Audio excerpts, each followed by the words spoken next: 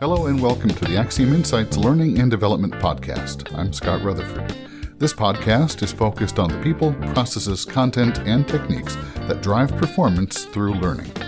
I'm excited to bring this conversation to you today. This episode is called The Hiring Manager's Perspective, and I'm joined by three L&D professionals who have agreed to share their thoughts as hiring managers to help both those of you who are recruiting new members of your teams, but also to give real insight that as a candidate you can use when you're seeking a new role.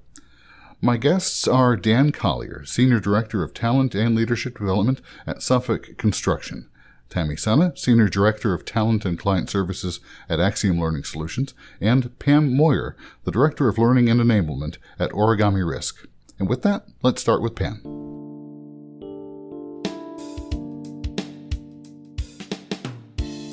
My name is Pam Moyer, and I am the Director of Learning and Enablement at Origami Risk.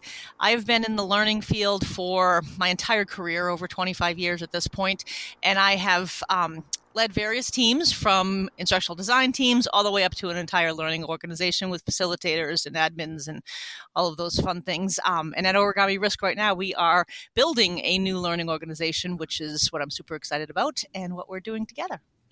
Great. Thanks, Pam. Dan, let me turn to you and welcome you to the podcast. Sure. Thank you, Scott. So my name is Dan Collier. I am the Senior Director of Talent and Leadership Development here at Suffolk Construction. It's a role I've been in almost a year now. Prior to that, for the previous 3 years, I've been the head of learning and development here, so across all programs. And prior to that, spent time at Fresenius Medical Care, various other organizations where I have headed up teams in learning and development or leadership development, spanning over 30 odd years. Okay. Yeah, and I'm in the same boat where when I start to do the math, I start to get unhappy. But glad to have you on.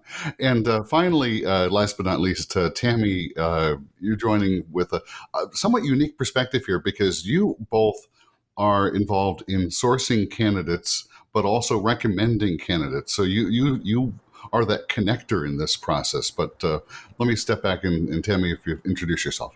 Sure. My name's Tammy Senna. I'm the Senior Director of Talent Management and Client Services at AXIOM. I've been with the company almost 7 years this fall. Time flies when you're having fun and learning a lot. My role here is I wear a few different hats, I'd say. I do manage the recruiting team, and I also assist in the sourcing effort. So if they're finding new candidates, I'm reviewing candidates before they're going over to clients and also establishing more closely those relationships with the clients. So when you have that instructional design need, you can come to me, we can scope your requirement and find that right candidate for your assignment. Great. Thanks, Tammy. So let's jump right into the whole notion of the right candidate. So when you're looking for someone, and I'm going to pick on instructional design because that's a big part of what we do, but we can also talk about other roles. But looking at instructional design candidates, what is it you're looking for when you're trying to fill a role? Dan, do you want to start with that one? Sure. So when we have a need here, and I should also share that at one point in that career journey, I also did contract staffing for the learning and development space for a few years. So I've kind of been on both sides of the fence. And the experience that I had from there has helped me as an internal really kind of see through some of the challenges you could see on a conventional resume or people's backgrounds. So what we're really looking for is experience, is satisfaction from previous clients, is some good examples of creative work that goes across a variety of different challenges, not necessarily seeing someone who takes the same approach towards a variety of different problems, but really has that creativity to understand what the challenge is and how to bring the right solutions or a few solutions that would be able to fit for the need. I would completely agree. I think one of the things that I would add to it is you see somebody's resume and you can see that they're qualified, they have the experience. But for me, it really is around that conversation to get what their definition is of training and when it meets the need, and what learning looks like in 2023 and beyond. I think that's one of my first kind of deciding factors early on is where are they in the decision, and at least their own definition of what learning is. I would just say from a staffing perspective, I can understand, Dan, now that you've had experience on both sides, because when you have an assignment in the past, your requirements have been very detailed. So it's very easy for us to align the right prospective candidate with your role. Because you know what that contractor is going to be asking for questions about your role and about your organization. So, the more concrete of a requirement that we can get, the more able we are able to get that right match and the right fit for your assignment. Pam, you used a phrase that I want to follow up on for a second, because you used the phrase of sort of how they define training and what training is. So what do you mean by that? How have you seen people define training differently? Yeah, I think based on my experience, the non-learning people think training is something else than it really is, right? So for me, the way that I define it is training is passive in something that you receive. So a presentation, one-way knowledge transfer. And I really think of learning as something that you do. So learning is interactive and engaged and maybe uncomfortable for the learner. And that's really what we're looking for in our organization of the type of learning that we are building. It is much less of the lecture of the past and 100 PowerPoint slides, and much more of flipping it around in self-discovery and self-exploration and really building that confidence for the learner. So when you're looking at someone's portfolio, how does that come to life for you? How can you tell when you're looking at materials? I mean, I think you referenced having a diversity of approaches, but what shines when you're looking at materials? For me, it really is that creativity, as you mentioned, and the interactive. So it's the interactivity, which is much more than just pressing next slide or clicking to continue. It really is getting some information, processing that information, and then doing something with it. So for my work products that I would be looking at, I'm looking for that.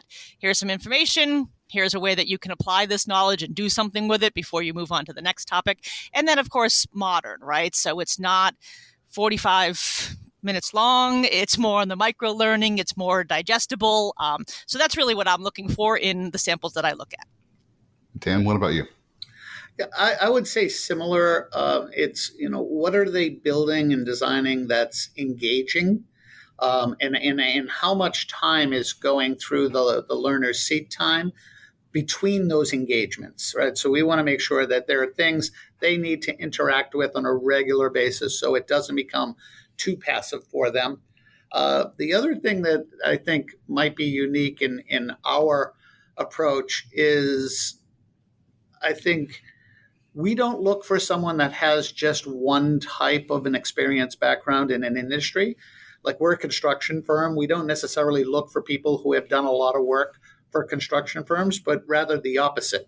We want people who have worked in a variety of industries and have had a lot of challenges across them so that we can kind of see how do they adapt, how curious are they about learning the industry they're coming to work for so that they can really stay engaged themselves. And that's sort of a philosophical approach to the hire anyway, because when you look for someone who's coming in from a different industry, part of the benefit, at least I'm just speaking for myself as been a hiring manager when you bring someone in from an adjacent or a totally different industry, they have a different perspective and a different type of experience, and you can avoid having a sort of a siloed mentality in your team. Well, I know that we come across, we definitely want to provide an instructional designer that has that breadth of experience. So different industries, different types of learning, but we see all types of folks that are looking at contract work. So it could be, folks that have been doing it for years. It could be folks that may have been recently laid off for a full-time job. They've been permanent all their life. Now they're looking at contract, or it's they're flipping industries entirely. And we see a lot of that higher ed pool of people that are really wanting to transition more into corporate learning.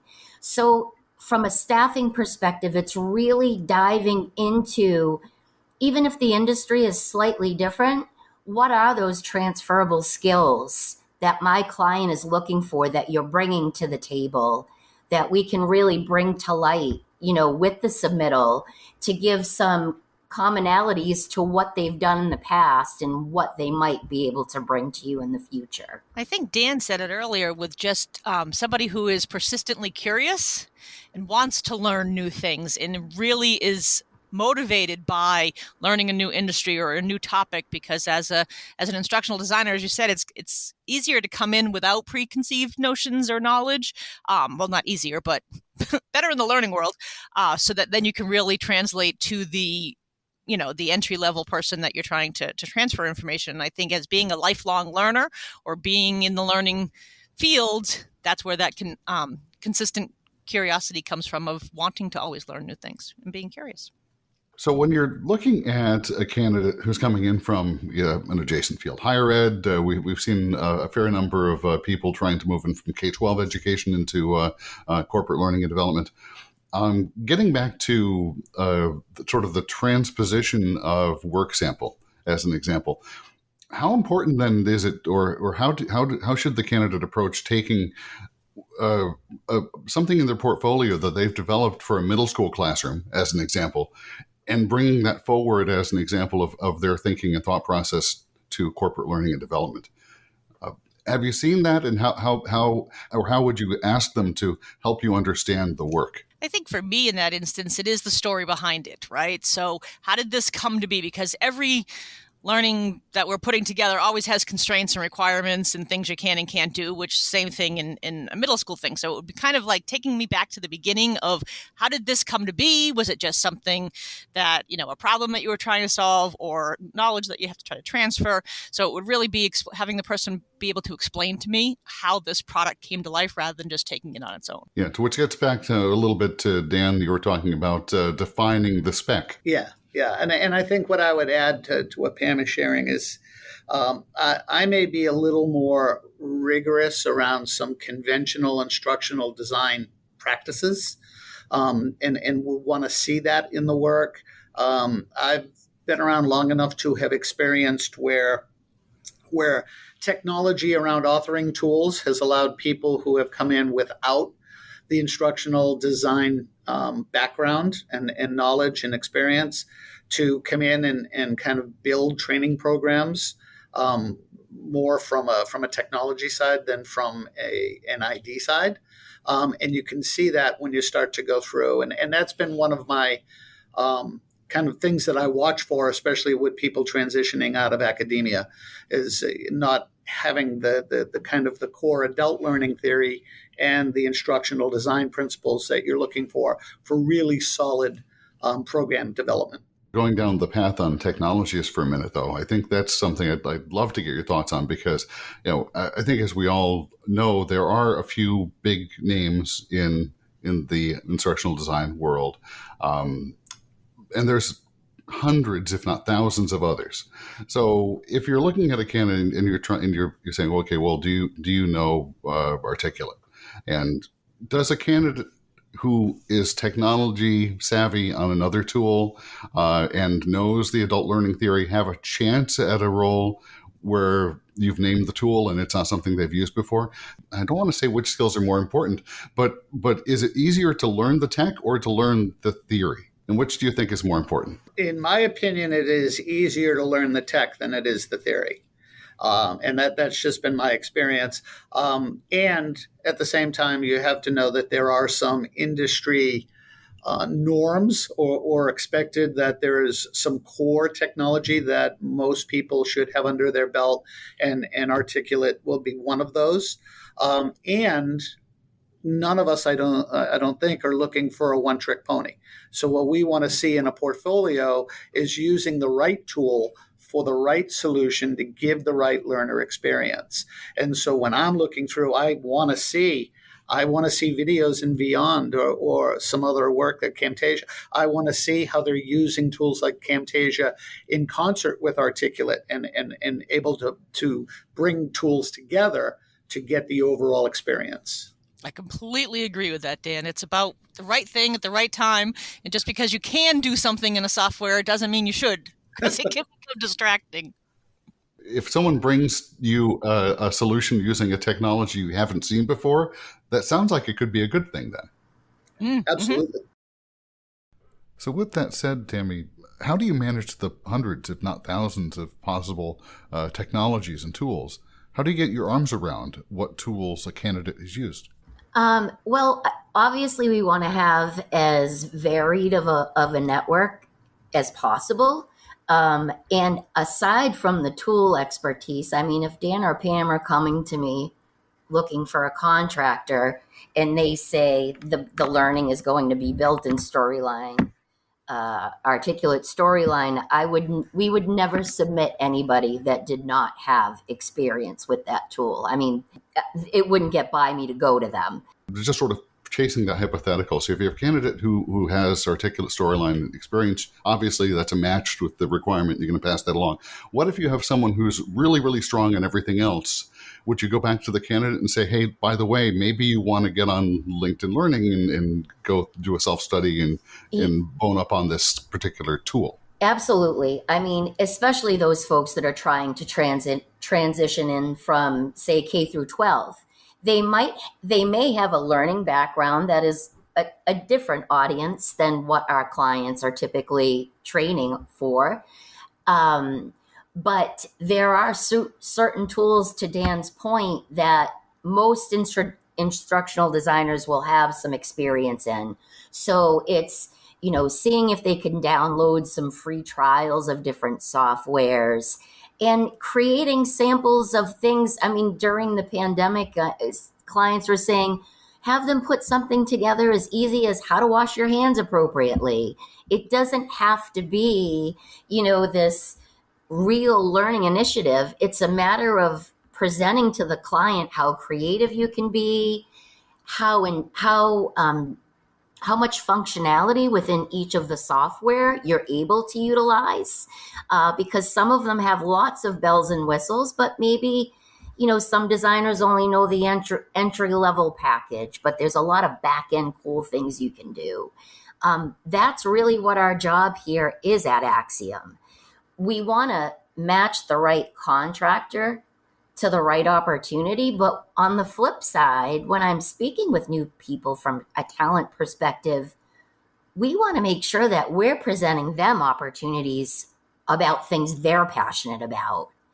So from an instructional design perspective, you might have somebody that's really passionate about the design aspect and kind of putting that vision together and then passing it along to someone that has more expertise with the tool and actually building it.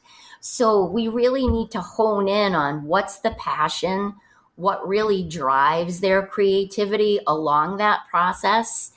And then again, aligning that particular function or need with the client's request. It seems to me that what we're talking about is sort of a little bit of storytelling for the candidate to say, well, here's the situation that this task came to me at this company. Here is the context. Here are the business pressures.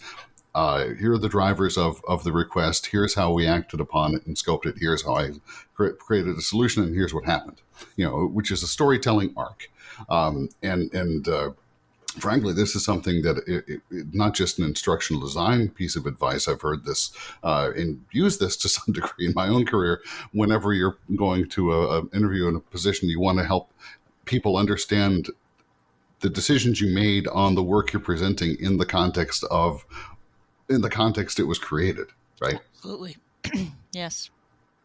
That's why I had mentioned the kind of story behind it of how did you get here? Because again, in some of those questions, how did you come up with your learning objectives? How did you come up with your performance outcomes? And that's really where, to Dan's point, you can tell if it's, well, somebody just gave this to me and told me to build it, or did I really do that analysis up front with a SME trying to find out what we were. That's where you get into the products and the solutions can speak for themselves, but you do need to understand the story behind it. And it can also be very helpful to get them to tell you some stories about projects that they really didn't enjoy, ones that didn't work out well. What is that? I always try to get candidates to give me some of their horror stories of clients or particular projects or particular solutions that didn't work out the way they had expected, and what did they learn from that? Yeah, that can be very, very enlightening. I think the other thing I'll add to kind of back to your question about if somebody didn't already know the tech stack or the tools that you had, I think for me, when I'm looking for a contractor, it's to supplement my existing team. So I'm not really looking to upskill a contractor. I need them to come in and upskill us. But from an FTE perspective, like a full-time employee, if I had somebody from a career path perspective that wanted to, migrate into learning, or at least even, rotate around and try it, I would be willing to invest in that person to teach them these tools. Like your example, if somebody came from graphic artist and they were, an expert in Photoshop, well, that's transferable too, and we use that. Or they've done Beyond on the side or something, we can incorporate that as well. So I'd be more willing to invest in an employee candidate, and maybe it's a contractor that I'm supplementing to help me train the employee that I have. Right. And another point about investing, and Pam, I'll build off what you're saying, is not that it's always a requirement for us. Often it's a red flag if the contractor doesn't have licensure for any of the tools. It makes me a little concerned about how committed they are to actually doing that job and being a contractor. And so I will be looking for things, given the right person. In some instances, we have been able to provide them what they didn't have because there was enough of something else that convinced me they were committed to the role. But a contractor coming in that doesn't have any of their own licenses in any of the software will always be a red flag for me. Less so with an FTE hire, I would imagine, but there is some expectation, I think, in any field that if you've been in the field for 5 or 10 years, which is a typical level of experience that we deal with, you will have picked up some of the tools on your own over time. That's sort of the normal expectation, right? Yeah. And I think to that point, Dan, just because I maybe did use Articulate once 4 years ago, there's been a lot of changes to it, right? Enhancements. So if you don't have your own and you're not staying up to date on the new technology or even new integrations, then that definitely is a red flag of how serious you are.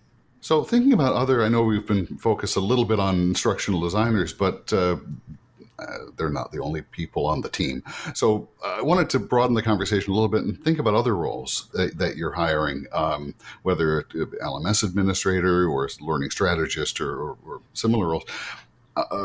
Is the advice different, and how is it different for other roles? Because when instructional designers have the advantage, I guess to use that word, of having a portfolio. They've developed materials and they can come in and show you. Other roles might not be able to do that the same way. So how would you advise someone coming in for a different role to approach the application and to show off their best side? Just from a staffing perspective, Scott, I mean, it is different because there's nothing really tangible to look at to say, okay, I helped strategize on this project and this was the outcome. It's more conversational. It's more, so tell me about your projects. What was the business goal? Who was part of your team? Really digging into the details and how that strategy came about to propose the solution that was implemented.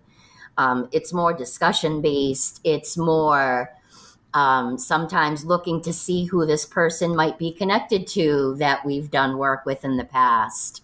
We love to speak with our known network of people to get some feedback. It's a very close-knit community. A lot of these people have worked with each other before. So it's great to hear from somebody that you've been successful. Yes. Pam was the strategist on this project and she led the team. It was successful.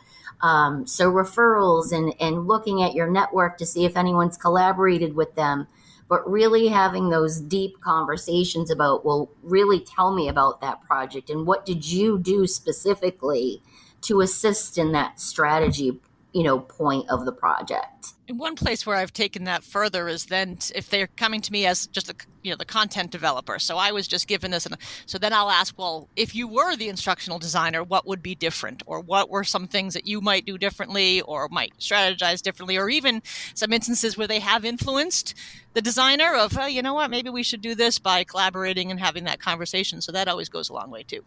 Yeah. In addition to all of that, which I completely agree with, I'll often look for their overall learning industry familiarity. Especially if they're coming from an LMS background, I want to know how much they know about the whole variety of LMSs out there and what some of the advantages and disadvantages are in each. If they're coming in as a program manager, I want to know what kind of practices or tech tools they're using to manage programs. Mm-hmm. I look for what associations they're affiliated with. Are they, joining ATD? Are they joining training industry? Are they familiar with this as an industry? And are they able to come in and really kind of know what's available to help make them successful in their contract with me? So what you're looking for then as you're talking to them is you're trying to get a sense of their problem solving, their I hesitate to use the word soft skills, but to get a sense of how they would interact with other members of your team. You're assessing how do they think, how do they behave, and how do they fit.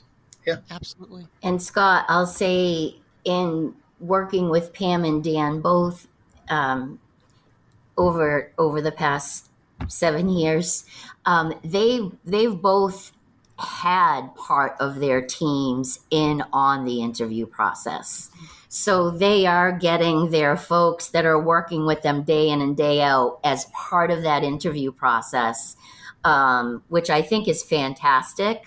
It's not just the hiring manager that's going to be working with that teammate or that contractor for 6 months. It's the whole team. So I like that approach.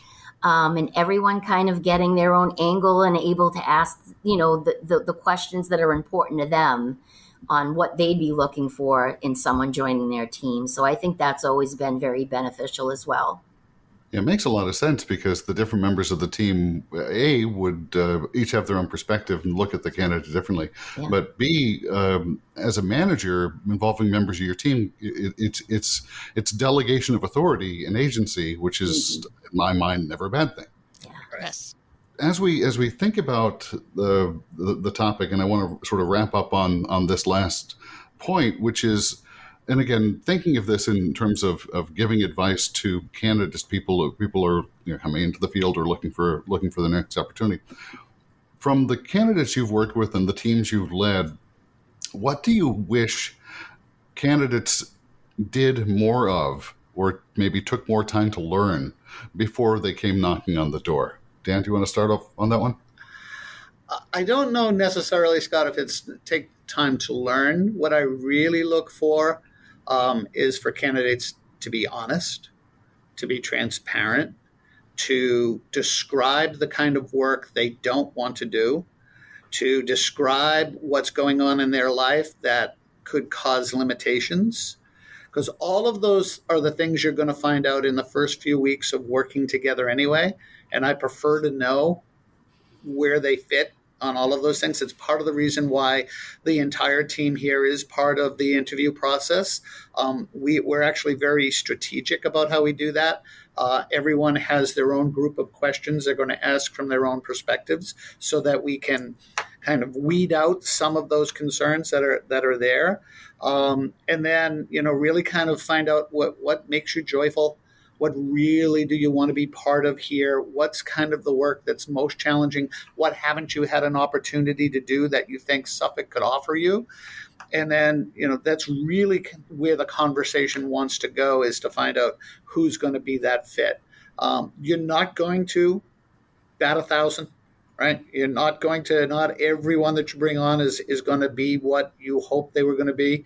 But taking that time to get to know the candidate, yes, for their skills and their experience and their creativity and their talent, and also who they are and what are the other things going on in their life, really help round out that opportunity for success on both sides.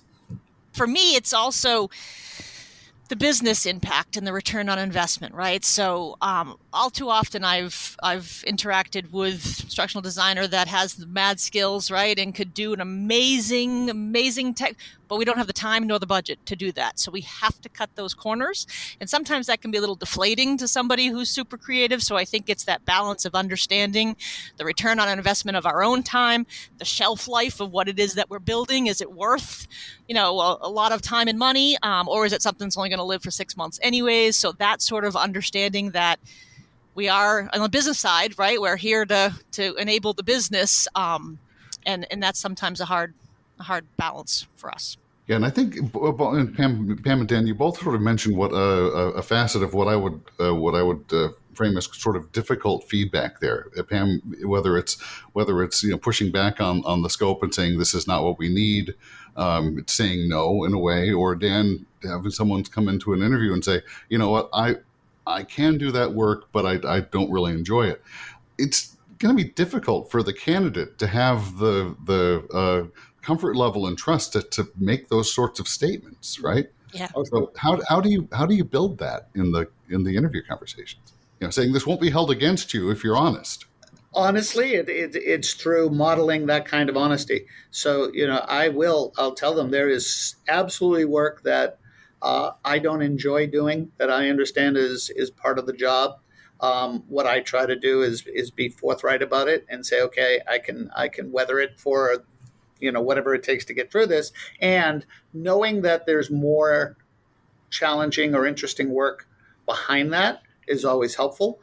So I really do encourage them. Now, not everybody is going to feel comfortable enough, as you said, Scott, but I try to model that for them in that opportunity. My thanks again to Pam Moyer, Tammy Senna, and Dan Collier. If you'd like to connect with Pam, Dan, Tammy, or me, I'll have links to each of our LinkedIn profiles on the episode page at axiomlearningsolutions.com/podcast. And if you're looking to expand your skills as an L&D professional, one of the many resources available to you is a resources list on the AXIOM website. It's under AXIOM Insights, but you can also find a link to that resources list on the podcast episode page. This podcast is a production of AXIOM Learning Solutions. AXIOM is a learning services company providing learning professionals with the people and resources needed to accomplish virtually any learning project, including staff augmentation from our network of thousands of vetted professionals, and also project support for learning projects of any type, including content updates and new content creation. To learn more about AXIOM or to discuss your learning project, contact us at axiomlearningsolutions.com. And thanks again for listening to the AXIOM Insights podcast.